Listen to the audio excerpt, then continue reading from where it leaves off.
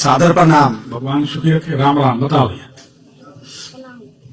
ये 24 बार हो गए। हाँ, कल से आज तक परसों से 24 बार आशीर्वाद ले चुके हो। अब आज तो पर्ची निकल आई। किसके बारे में जानना है? नहीं बारे में जाना है गुरुजी। क्या नाम है? सुनील कुमार। और एक उपाय बता रहे, उनको नहीं बताना। एक उपाय करना, उससे आप भी सुखी रहोगे। ये पत्नी है, पत्नी भी सुखी रहेगी और आपके बहनोई भी बने रहेंगे। शब्द पे गौर करें। उपाय करने से वो भी बने रहेंगे, बचे रहेंगे, लंबी उम्र पाएंगे। उपाय मुश्किल से मुश्किल 50 रुपए का खर्च होगा, वो आपको करना है। क्योंकि आपके जो बहनोई हैं उनकी हम आदत बताते हैं, दिन में भी सो जाएंगे, रात में तो सोते ही। उनकी आदत है थोड़ा आलसी वृत्ति या सोना। नमक ज्यादा खाते हैं तुम्हारे बड़े बहनोई। बिल्कुल जोर से बोलो। हाँ बिल्कुल सही बात है गुरुजी। नमक खाते हैं। एक ही बहन है। और तो अब इसमें यह है, अगर अपन इस उपाय को नहीं करते तो बहनोई रात में सोते रह जाएंगे। हार्ट की समस्या, साइलेंट अटैक, हम क्लियर बता देते। आप पालन कर लेंगे तो वो बच जाएंगे। ठीक है। बहन का दाम्पत्य जीवन कैसा है? ठीक, बहुत उथल पुथल है। बहुत, उनके एक बच्चे भी हैं, बहुत उथल पुथल में है हमारे बहन जो है। और इनको जब बीमारी की शुरुआत होगी, सुनो, तो जहां पांव में बिछिया पहनती हैं बहुएं बेटियां, वहां से ऐसे ऊपर की तरफ सूजन बढ़ेगी। सूजन कभी कभी हो जाती है, कभी कभी नहीं, उस समय भी हुई होगी, बाद में पूछो। उसी टाइम पैर फूला नीचे से ही। हम जो बोल रहे नीचे ही से हुई थी, माइक में बोलो, सब सुन रहे हैं। हाँ नीचे से हुआ था। हाँ हुआ था। तो ये कारण, ज्योतिष में कोई ऐसी चीज नहीं जो समझ में ना आए। जून जुलाई के महीना में इसको बीमारी परेशान करती होगी लड़की को। हाँ गुरुजी। उस समय जब बीमार हुई थी तो कौन से महीने में हुई थी? वही आसिन दशहरा अक्टूबर। सावन के आसपास के तो होते हैं। तो जुलाई सावन में तो होता है, जुलाई अगस्त सावन। हाँ बिल्कुल बिल्कुल गुरुजी। तो इन सब के कुछ समाधान हम आपको बता देते हैं, तो आपकी समस्या हल हो जाए। एक चंद्रमणि पहनो, एक मूंगा पहनो। ठीक है ना? पहले मूंगा पहनते थे, बीच में लमसम 10 वर्ष हो गया, पहले पहने हुए थे। मूंगा पहने थे तब सुखी थे। हाँ बिल्कुल थे। अब जब बिना प्राण प्रतिष्ठा किए मूंगा पहने थे तो सुखी थे, तो प्राण प्रतिष्ठित मूंगा पहनोगे तो फिर और अच्छा रिजल्ट होगा। हमने क्या बोला अभी थोड़ी देर पहले कि बिना प्राण प्रतिष्ठित रत्न पहनोगे तो 10% रिजल्ट मिलेगा, लेकिन प्राण प्रतिष्ठित रत्न पहनोगे तो 95% मिलेगा। ठीक है ना? तो वो अपने को पहनना है, एक मूंगा, एक चंद्रमणि पहनना है। ठीक है। अभी हम घर से जो निकल कर आए तो समझिए कि हम, मेरे पास कुछ नहीं भी है मेरे पास।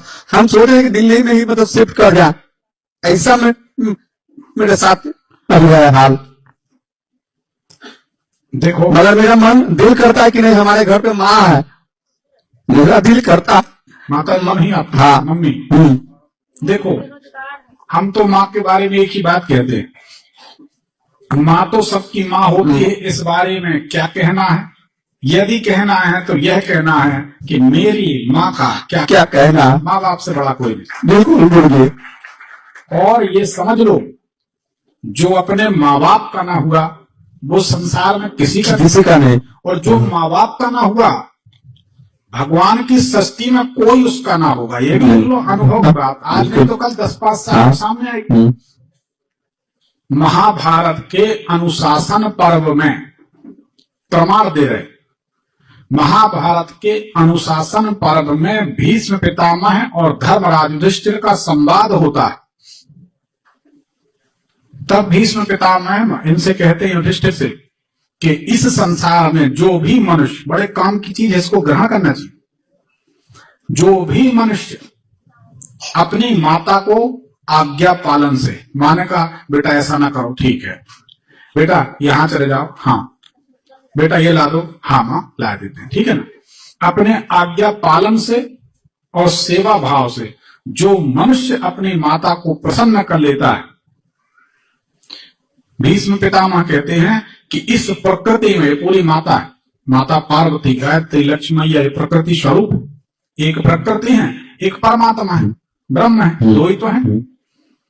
इस प्रकृति में कोई ऐसा सुख नहीं है जो उस मनुष्य की इच्छा हो और उसे वह प्राप्त ना हो सके। ये। और सच बताएं, इसका प्रमाण भी हम चारों भाई अपने जन्मदिन में, कोई हमें कुछ भी कहे, यहाँ पढ़े लिखे लोग भी होंगे, कुछ भी सोचे, हम लोग अपने जन्मदिन में अपनी माँ के चरण धोकर बीते हैं। भैया गुरु पूर्णिमा के दिन हम उनको पहले पूजा करते हैं, चरण धोते हैं, चरण पहुंचते हैं, तौलिया से टीका लगाते, माला पहनाते, दीपक दिखाते, पांव पड़ते हैं, सिर टेक के, वो दोनों हाथ रख देती हमारी पीठ पे। फिर हम कहते दुनिया में हमारी विजय हमेशा है क्योंकि माँ बाप का आशीर्वाद। तो पिताजी तो नहीं रहे, पिताजी नहीं हमारे, और हम अपना अनुभव बताएं और हमें झूठ नहीं। हमारे फेसबुक में बहुत पुराने आप फोटो देख सकते हैं, सर्च करके, उसमें मिलेगी कि गुरु पूर्णिमा में गुरु जी ने आशीर्वाद लिया। जन्मदिन गुरु पूर्णिमा में हम बाद में अपने शिष्यों से मिलते, पहले माँ की पूजा करते हैं, भगवान की पूजा, माँ की पूजा, फिर निकलते। माता प्रथम गुरु है और माता तो माता है ही। अरे माँ ना होती तो हम कहाँ होते। बनारस की बात हमने बताई, आप लोगों ने सुनी होगी, पूरा का पूरा शिव मंदिर टेढ़ा हो गया। बनारस की सच्ची घटना, वो भी एक लाइन में बता देते हैं। माँ बाप का भक्त था, शिव भक्त था, पिताजी गुजरे, कुछ समय बाद माताराम गुजरी। बनारस में सब पिंडदान वगैरह करा के 2-4 साल बाद बड़ा शिव मंदिर बनाया। गंगा जी किनारे आज भी है मंदिर, आज भी है, थोड़ा ऐसे है, मंदिर टेढ़ा है, मणिकर्णिका घाट के पास, मणिकर्णिका घाट के पास, आप ठीक कह रहे हैं। तो वो गंगा जी किनारे मंदिर है, वो मंदिर बनवाया, सबको, ब्राह्मणों को सबको दान दक्षिणा दी। और जब आप कन्या की शादी करते हैं तो बाद में नहीं, गहरी सांस लेते बैठे, चलो भैया आज गंगा नहा लिया, कन्या के हाथ पीले हो गए, बिल्कुल बिल्कुल, तो एक राहत की सांस आ गई। तो उसने राहत की सांस ली। वो बोलता क्या है, भगवान का भक्त था, वो बोलता क्या है कि चलो आज माता पिता के कर्ज से मुक्त हो गए। इतना बोलना है कि वो मंदिर ऐसा टेढ़ा हो गया। तो मंदिर, नया मंदिर टेढ़ा हुआ। विद्वानों ने बहुत मथन किया, माता पच्ची की बहुत चिंतन की। तो एक बुजुर्ग ब्राह्मण थे, उन्होंने कहा कि क्या बात चल रही थी, क्या हुआ क्या। जब पूरी बात चल बताई कि इनने ये बोला, ये भी भक्त, आज बहुत अच्छे भक्त हैं, इनने बोला कि आज माँ बाप के कर्ज से मुक्त हो गए। तो उन्होंने कहा कि ये सब गलत हो गया, क्योंकि माँ के कर्ज से मनुष्य 7 जन्म तक मुक्त नहीं होता, रोम रोम ऋणी होता है। बिल्कुल बिल्कुल बिल्कुल। और हमारी मुहिम है, हमारा प्रयास, भाई कोई कुछ भी करे, हम अपने माँ बाप की, परिवार की बहुत इज्जत करते हैं, और जो अपनों का नहीं वो दूसरे का नहीं। और जब हम अपनों के ना हुए, माता पिता लौकिक हैं, संसारी हैं, पारलौकिक माता पिता भगवान, माता पार्वती, भगवान भोलेनाथ। जब हम लौकिक माता पिता को प्रसन्न कर लेंगे तब हम पारलौकिक माता पिता की उम्मीद करें। अपने माँ बाप को भूखा मारें, वृद्धाश्रम में जाके मिठाई बांटें, क्या मतलब। पहले घर देखो, बाद में बाहर देखना। माँ बाप जिंदा भगवान है, इनको ठुकराते हैं लोग, अब बाद में फिर दर दर के भिखारी बने घूमते, बुढ़ापे में आते हमारे पास, कहते हमने तो कभी नहीं किया, हमने तो कभी नहीं किया, हमारे बेटा बहू ने सके। ऐसा नहीं, हिस्ट्री रिपीट होती, कोई ना कोई चूक आदमी से होती है, जाने में अनजाने में, उसका कर्म दंड है। कर्म के बंधन से कोई नहीं बचा। उद्धव भगवान के भक्त थे, वो कहते हैं उद्धव कर्मों की गति न्यारी, पुण्य से बगला सफेद बनाए, पाप से कोयल कारी, उद्धव कर्मों की गति न्यारी। इसलिए बचना चाहिए, आप ये उपाय करें। दूसरी बात, शनिवार कम से कम 7 शनिवार भगवान शंकर का मठा से, मही से अभिषेक करें। स्टील के लोटे में, पहले जल से, फिर मही से, और फिर जल से। दूसरी बात, अब आपको गरीब आदमी हो, मतलब बुरा नहीं मानना, आपने बताया कि कुछ है नहीं हमारे पास, ठीक है, एक चांदी की चैन पहन लो, जिंदगी में चैन भी आ जाएगा, वो करार भी आ जाएगा, समझे।